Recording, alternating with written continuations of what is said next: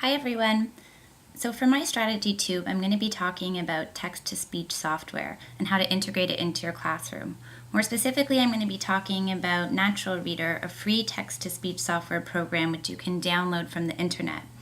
I've created a Prezi presentation to give you some background information about text-to-speech software in general, and we're also going to look at Natural Reader as part of the presentation.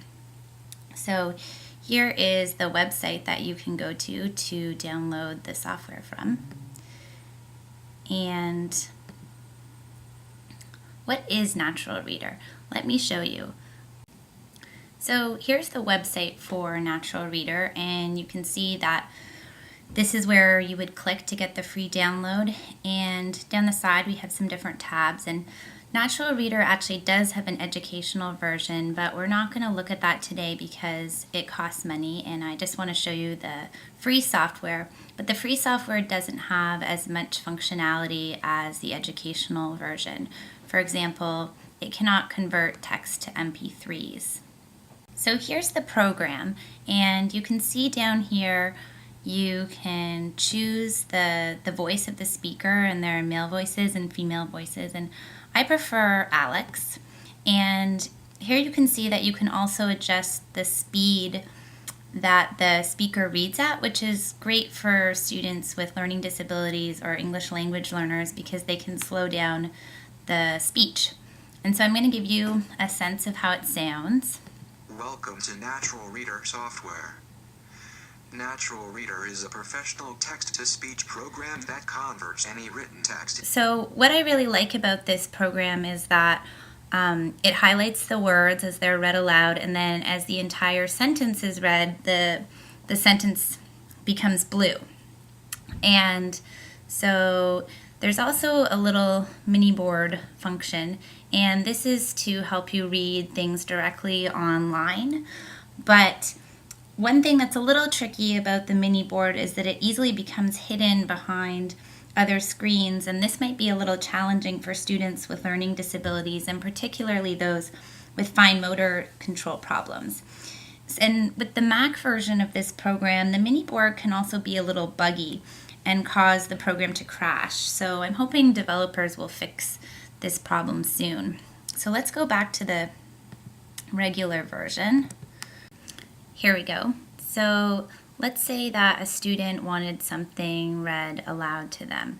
What they could do is they could go to a website, for example, this one, Cast, which I'll be talking about a little bit later, and they could highlight some text, copy it, and then insert it into this box here, and then have the voice read it aloud. A nonprofit leader in education, CAST works to improve. Let's return to the Prezi presentation. Who can benefit from using this program?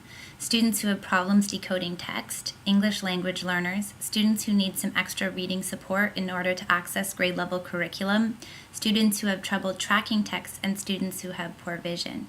This is because in the educational version of this program, you can increase the font size. How to use text-to-speech in the classroom. Allow students with learning disabilities to use a word processor when writing. They can then use the Natural Reader to hear what they have written. This can help with editing and revising in addition to writing. When taking notes, students can use a tablet such as an iPad and a special pen such as a stylus pen. Their handwritten notes can then be translated into computer font, which can then be read by Natural Reader.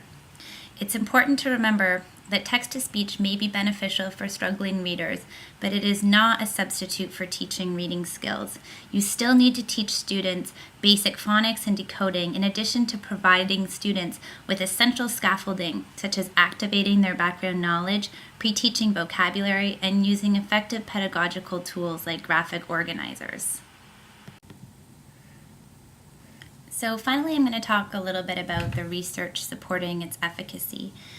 For purposes of brevity, I'm not going to read every single point aloud, but to summarize, text-to-speech has been shown to reduce frustration, increase comprehension, word recognition, and phonological decoding skills, and improve attention to text.